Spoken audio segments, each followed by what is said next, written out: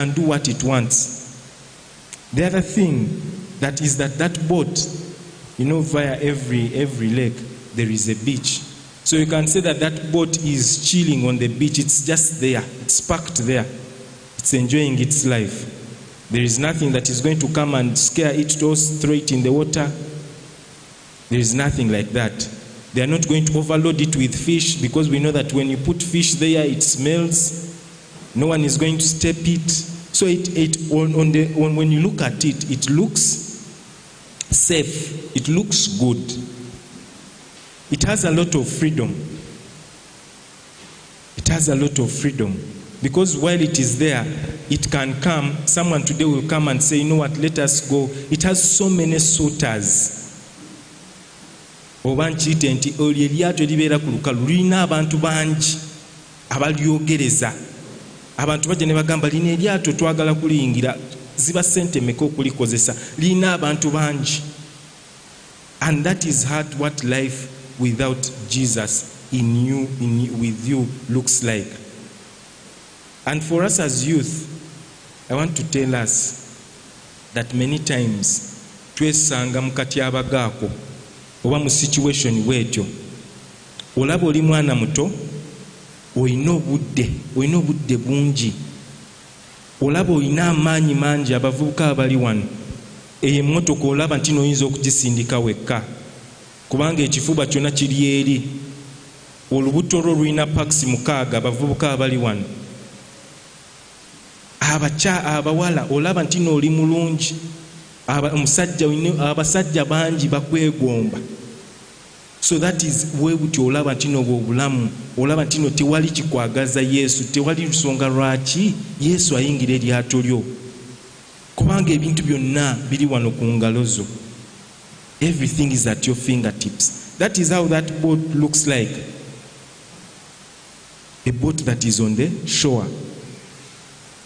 You have so many friends, but I want to tell you that those many friends, there is no true friend.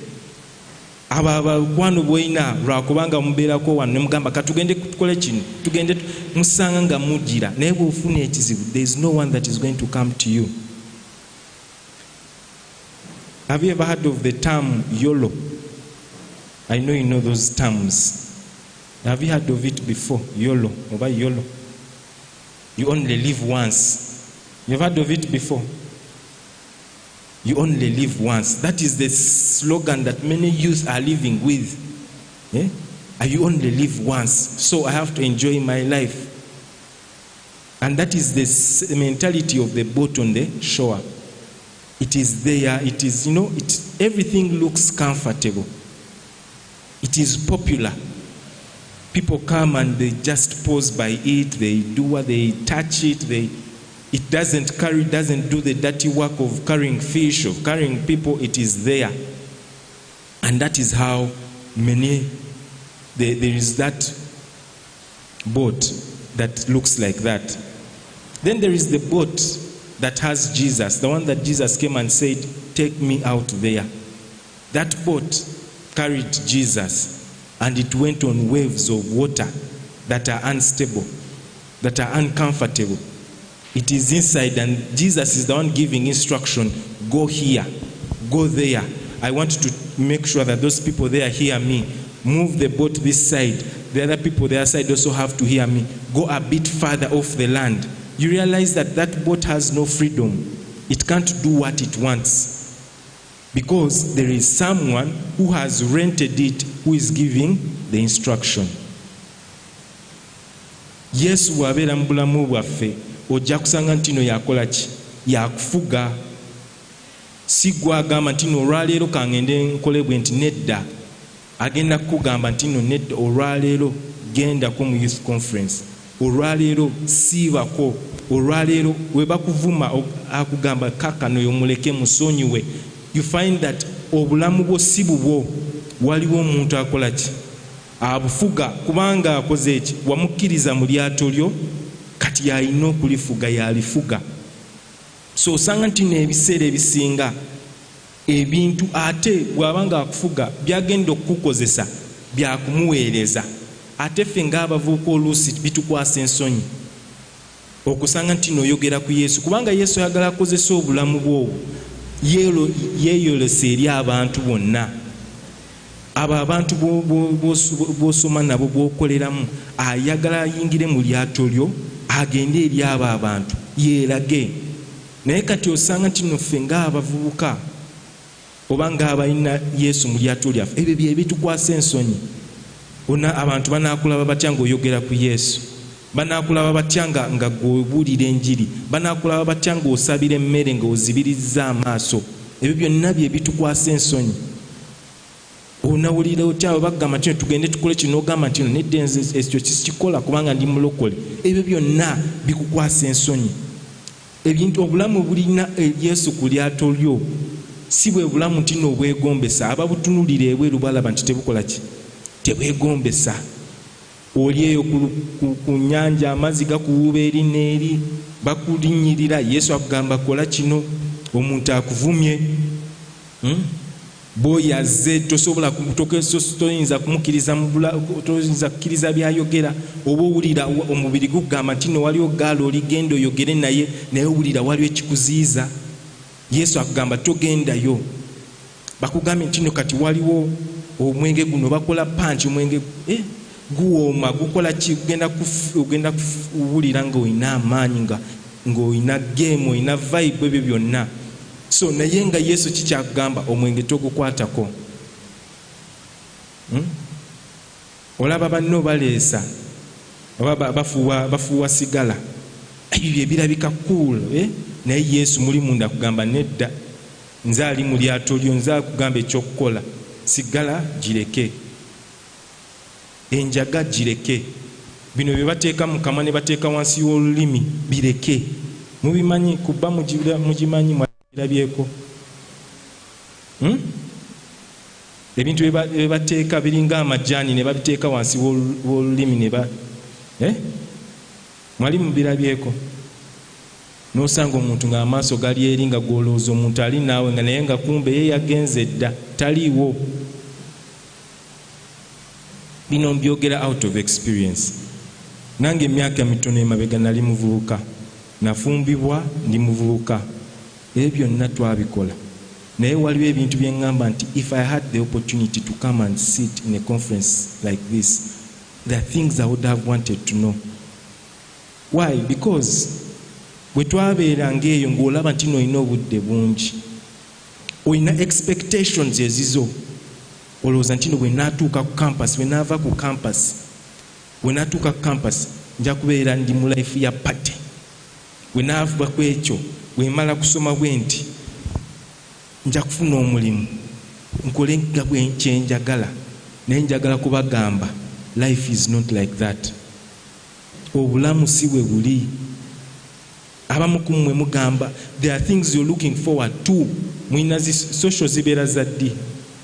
Which term are they? First term, second term? Byenjogerako mumanyi mubimanyi, naye muli wano mwebuzaabuza. Mulinga abatabikolangako. Ng'abazadde bamulusitu balaba wano nga balina pressure, mwana yeetaaga kiteeteeyi kya social. Social, yes, social. Social temuzimanyi? Temuzimanyi? Ne musanga nga muli awo mwena temulina mirembe. Lwaki? Ku lwa social. Naye njagala kubuuza, enkya social genda kuggwaawo. Lunaku lumu obulamu bweyongere mu maaso. Naye osanga kati ne kaakati abamu ku mmwe abalina social eno term temwebaka. Muli ku internet munoonya fashion esinga obulungi gye tugenda okwambala. Abavubuka abali wano enviiri mulaba ngeri gye munaazisalamu. Kyemutunuulira ekyo kye muli kuba naateekamu kaddayi gwe kati aka white oba naakola ki.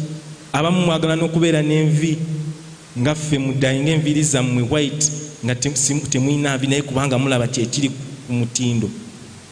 Ebyo bye mulaba nga mugamba twali abavubuka, ebintu bingi bye twakolanga. Ne bakugamba mugiyita weed, mugimanyi? Do you know weed? Mumanyi eyo gye bateeka mu kapapula ne bazinga nga bwe baba bagikoleza ewunyanga kasasiro. Wali yeseko ku bantu ng'olaba babulwa ebintu bye bafuuwa naye ng'owulira tebiwunyanga sigala naye biwunyanga kasasiro. Ate obiyita mu bikukuwa omutwe n'owulira omutwe nga gukuluma. Ebyo byonna muvubuka bagenda kugamba gwe eryato ly'olimu terimanyi life. Jangu onywe ku kano akantu ojja kuwulira ng'oli wenna nga gwali on top of the world. Eryo lyato lya Yesu lyo ligamba ki? Yesu agamba ebyo tokwatako. Kati bw'ogaana okukola ebintu ebimu ebyensi byeyagala oba byesuubira okukola, bagenda kulaba nga ki?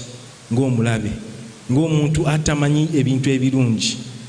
Olwo ojja kusanga nti no olina abakwano batono. Eryato lya Yesu lirina abantu batono, lirina emikwano mitono, kubanga ebintu bya Yesu ku myaka gyaffe birabika ng'ebibowa. Era ndi wano njogera abamu batunula ku ssa bagamba naye no amala ddi. Mutandise okweyayuya, mwagala kwebaka kubanga mulaba byayogerako bibowa. Naye nze ku myaka gyange, one of my biggest regrets is that I didn't get born again earlier.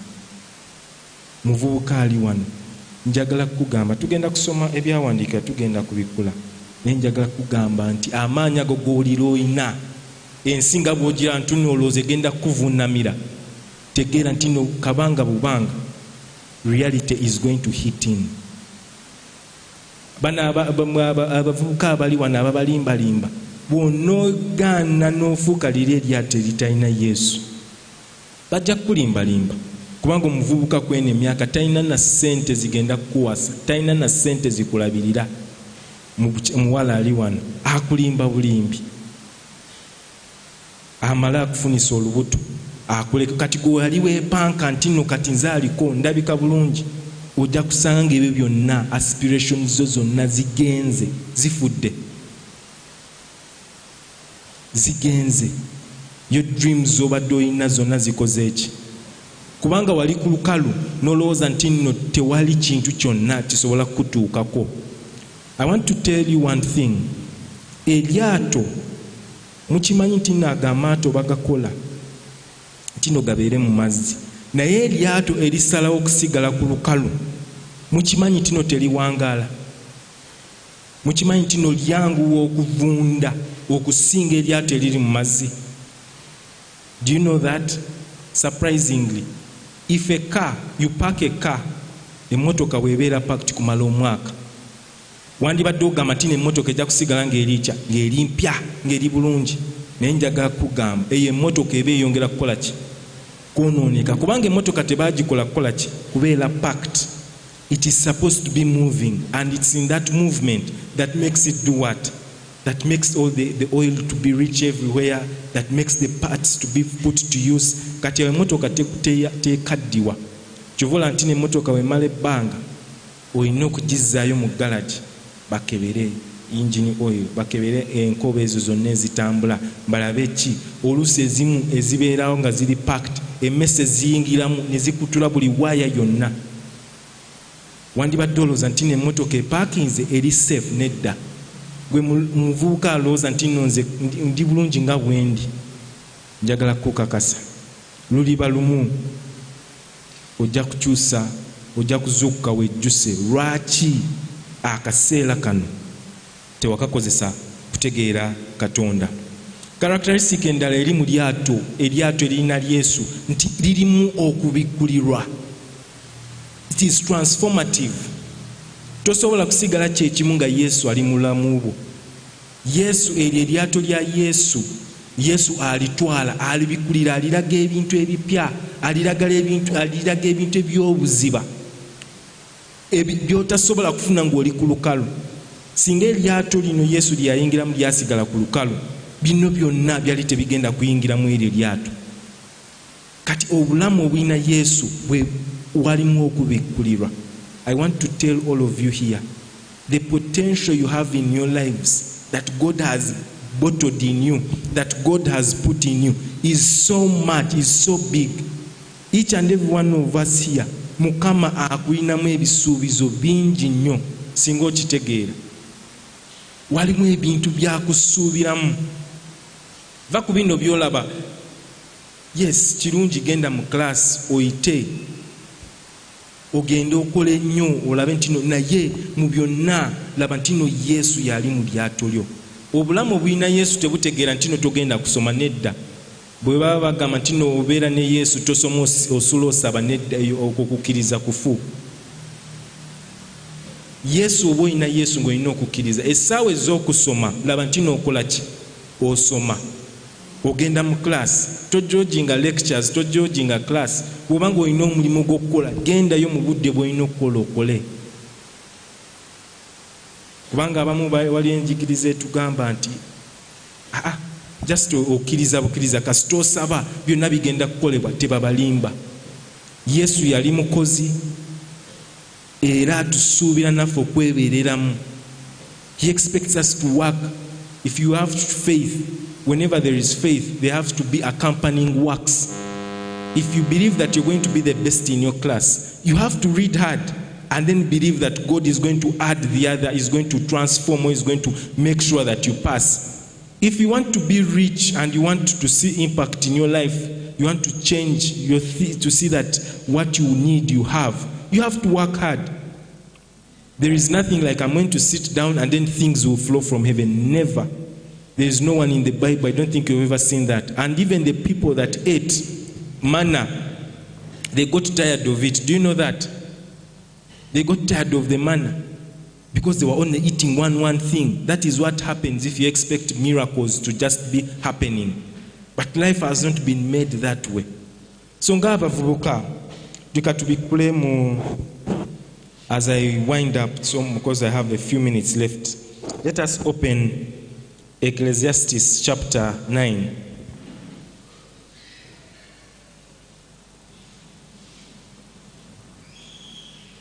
Verse 11. Who is going to read for us?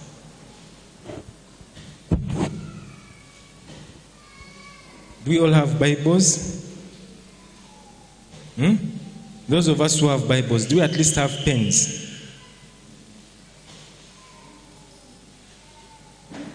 I want to tell you that the words that I speak here, you need to be taking note, and it's good practice. When you go to class, you go with your counter books and you start writing everything that the teacher is saying. In the same spirit, what I say, you need to be taking note. And when you go back and revise, and you try to read and say, but what were they saying? I know you trust your brains, you think you cannot forget. But as we are going to see, let us read Ecclesiastes chapter 9. Let me read. It says that, Ecclesiastes chapter 9 verse 11, I returned and saw under the sun that the race is not to the swift, nor the battle to the strong, no bread to the wise, no riches to men of understanding, no favor to men of skill, but time and chance happen to them all. For man also does not know his time, like fish taken in a cruel net, like birds caught in a snare. So the sons of men are snared in an evil time, when it falls suddenly upon them. What the Bible is telling us here, the race is not for the swift, it's not for the strong, it's not for the... But we need to know that as youth, our time is going to come. Time and chance happen to them all. What is the difference? How prepared are you? Those two boats, they were there. But time came for one of the boats that allowed Jesus in its life. Its time came. Sometimes you will think, and this is, I want to tell you, youth, I want to tell you, what you see, byemulabako, oba obulamu bwe mulaba nga mulowooza nti no mulina obudde bungi. The Bible tells us that as years go by, the days are shortened. Emyaka gigenda gibeera mimpi. We are in January now. Before you know it, you're going to be in December. That is 1 year that is written off. The Bible, why are the days shortened? Because Jesus knows that if the days were long, he would not find people with faith on earth. Why? Because the devil is working hard to see that he can take as many people to hell. The trials have increased, so the days are also shortened. So I want you to know that obudde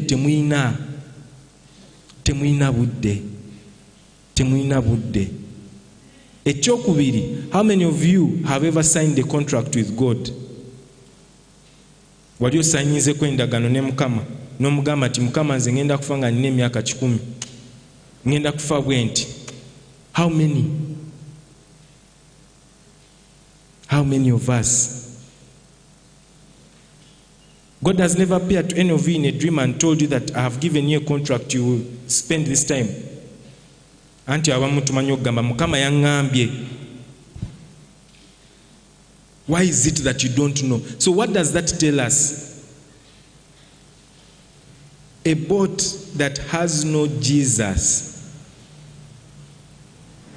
is at risk, because you never know when the storm will come and sweep. Even that boat that is on the shore, when the waves come, when tsunamis come, they are going to carry that boat and take it into where?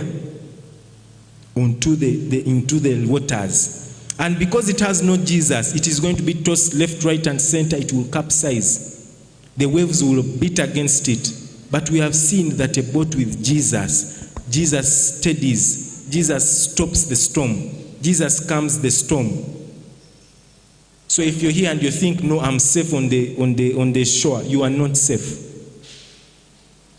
Ennaku zino tulaba nti tsunami zijja akaseera, naye ekizibu temwagala kuwulira mawulire, temwagala kusoma mawulire. Ndaba mubeera ku masimu, naye amasimu bamulaba ki? TikTok. Gundi yakoze ka video bwe kati, akoze bweki. Ebintu ebibagasa temwagala kubikola ki? Kubisoma oba kubiwuliriza oba kubiraba. Right now ensi gye tulimu, essaawa yonna kasaawa abeera ku earthquake bweti katono, tsunami ejja. Amaato agali nga bagasibidde ku lukalu, amazzi gagakimayo ne gagatwala, oba ne gagatwala eri mu mayumba g'abantu ne gabajja ku lukalu, ne gayongerayo eri munda, oba ne gamenyeka gonna ne goonooneka. What am I trying to tell you? Okubeera ku lukalu nga tolina Yesu tekikuyamba. Kubanga I want to assure you one thing, whether you like it or not, a storm is going to come in your life.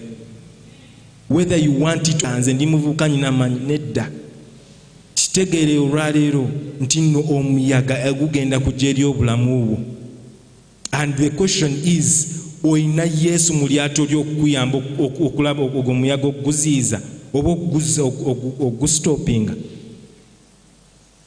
Ensi eno ejjuddemu ebintu bingi. Oyinza okuba okyali muvubuka nga tonaba kubiraba ebimu. Lwaki? Kubanga waliwo akubikka ku mutwe. Ebintu ebimu tobiraba, naye gy'ogenda mu maaso ogenda kutandika okubiraba. Kyandibadde kirungi nti no Yesu ali mu lyato lyo. Tugende mu Ecclesiastes chapter 11 verse 9 to 10. Then wetuva tuyongere ku essula ya 12 olunyiriri olusooka n'olwokubiri. So Ecclesiastes chapter 11 verse 9. It says, "Rejoice, O young man, in your youth, and let your heart cheer you in the days of your youth. Walk in the ways of your heart and in the sight of your eyes. But know that for all this, God will bring you into judgment." Mukiwulidde? "Therefore remove sorrow from your heart and put away evil from your flesh. For childhood and youth are vanity." Ani alina eyo Bible ey'Oluganda? Who has a Luganda Bible? I want us to understand what is vanity. Or who knows what the word vanity means? Olunyiriri 10 verse 10. Kubanga obuto n'obuvubuka buki? Mutiddemu buki? Butaliimu. It is vanity. Temwatulabako. I remember those days I had an afro. Always in shape, always in order. Nga tutambula, we mba ntambula ninga alinga ku spring. fitting nga ze twambala bannaye ng'engeri gye ng'ogamba nti no gwali your life's best gift. Woyita buli muntu yenna alina okutegeera nti buno muvubuka. Woyita ng'olowooza nti no buli muwala yenna alina okubeera nga akwagala, nga singa oyogera ekigambo yandibadde alina okukitwala nti no muwadde omukisa. You know that lifestyle? I want to tell you, I'm old today, but I see for me, it was by the grace of God that I'm here today.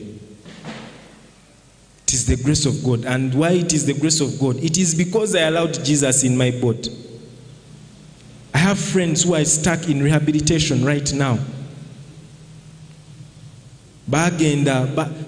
Coming from wealthy families, abamu ne bagenda mu mawanga okusoma. Nina mukwano gwange omu, he was an only child. Bazadde be bamuzimbira ennyumba, yali alina ennyumba, wali bazimba ennyumba bbiri, emu yaabwe endala ya mwana oyo. Naye ng'akyalina mundoza yali ali mu secondary, ne bagizimba nga ye bw'anaamala bagenda kugimukwasa, wali emunyonyo. Omwana n'asoma n'agenda ebweru. N'agenda e Bungereza, one of the best universities in the world. N'asoma one of the best courses. Naye eryato lye teryalinamu ki? Yesu. Kiki ekimutuukako? Enjaga. Ayagala kubeera nti nno kubanga akimanyi ewaka ssente weeziri, amaanyi nina. Ali omuvubuka ali alina amaanyi. Yali alina, omanyi abantu abagenda mu gym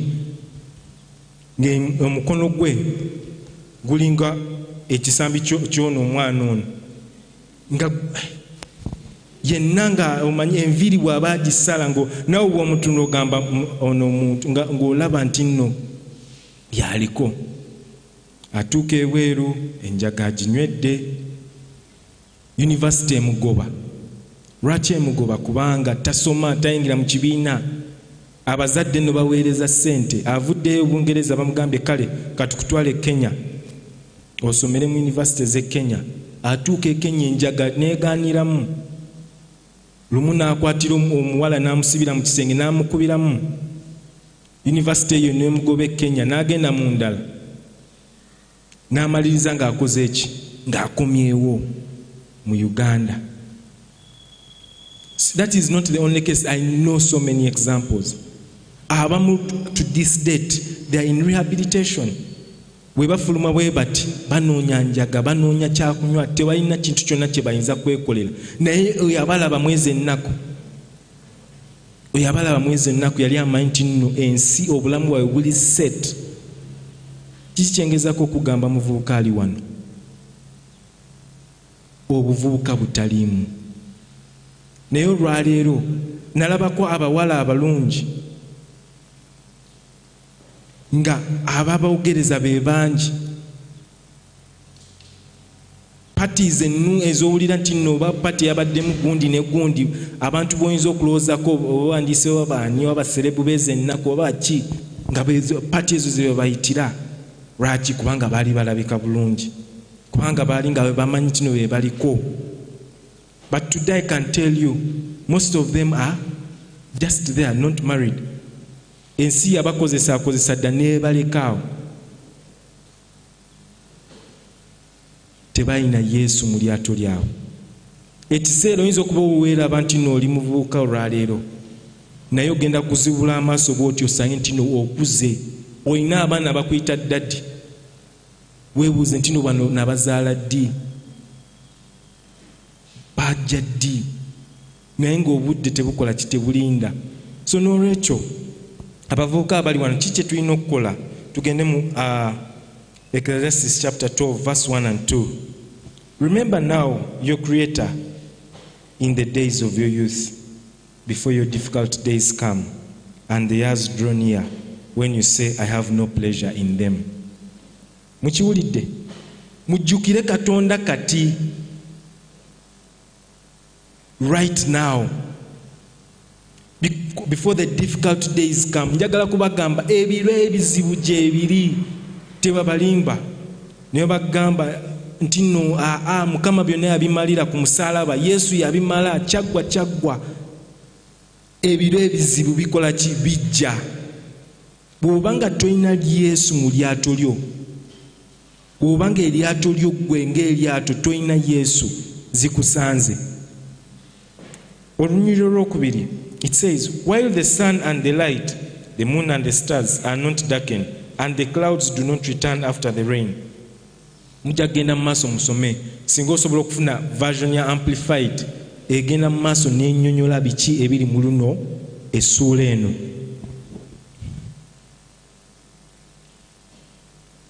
Lyato ki? Which boat are you?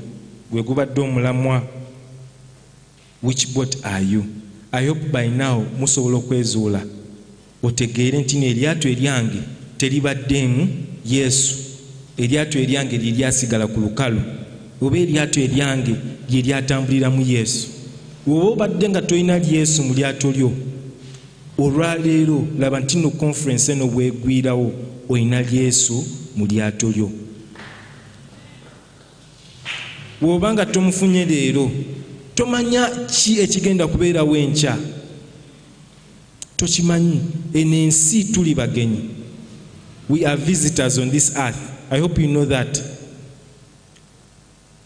I've heard Pastor Tom say that when he was young children or youth never used to die. But nowadays, whether young, whether babies, whether what, anyone, you can go at any time. But if you're to go, is Jesus in your boat? Are you living? Is Jesus the one directing your boat? There is having Jesus in your boat, but you're rebellious. Oli mujemu. Weita mulokole eno, naye bw'otuuka eri nga Yesu omugamba, Yesu dde emabega nze kanvuge. Tomanyi kyakukola. Tuli mu emirembe gyammwe gyaggwako. Naye kati tuli mu mulembe guno ogw'abaki gwa Gen Z, ba Gen Z. Tuli ba Gen Z.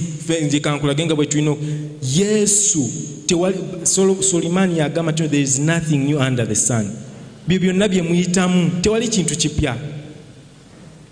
Bajjajja bamwe babiyitamu, bazadde bamwe ne babiyitamu, mugenda kubiyitamu, n'abaana bamwe bagenda kubiyitamu. So kati bw'oba olyawo n'olowooza nti nze bino abazadde tebabimanyi, tegeera nti no tewali they have seen all those things. They have seen all of them. But what is going to save you, what is going to help you, is Jesus in your boat. And if Jesus is in your boat, are you allowing him to take you to where you have to find the deep waters where you can fish? As I finish, njagala kukujjukiza Yesu oba Katonda yalina plan y'obulamu bwo. Mukituulidde? Yesu yalina plan y'obulamu bwo. Yamanye engeri gye yakukolamu. Agamba simu ge tulina gw'oyinza okuba tokozesa na 50% y'egyo essimu, naye omuntu eyagikola amanyi byonna ebigikwatako n'engeri gy'erina okulaba nti no omuntu agikozesa yonna value yayo evaayo bulungi. Omanyi nti now right now if I want to take byonna bye njogedde, singa mbadde njagala essimu ebityping, I can set the phone to do that. Naye bameka ku ffe tulina amasimu naye option eyo tetugikozesa. Tugenda mu meetings fe abakola ba Brenda the Desire ne committee ya Isaac, mwina secretary abeera ali awo akanya buwandiisi, bamutwala speed agamba kidde musikiwulidde, naye kumbe waliwo essimu gy'ayinza okuteekaawo ne typinga byonna bye bakoze eki bye boogedde. What I'm trying to show you is that we are not using essimu tezizikozesa nga bwe twandibadde to its maximum capacity. Similarly, even in our lives, naffe we tuba tetulina Yesu, we are not going to fulfill our potential. I want us to know that, always remember that if you want to fulfill your potential, you have to allow Jesus on your boat. You have to allow Jesus in your life. Simon Peter was able to catch the biggest catch of his life because he accepted Jesus in his boat. It is my message to you today. If you have Jesus in your boat, please adhere or obey him. If you've never accepted Jesus Christ in your life this day, this is an opportunity for you to accept him. Is there anyone who doesn't have Jesus in their boat? Is there anyone? Okay, kale mwenna mwina Yesu mu lyato lyammwe. Bameka kufa abadde bamugondera. So we are going to stand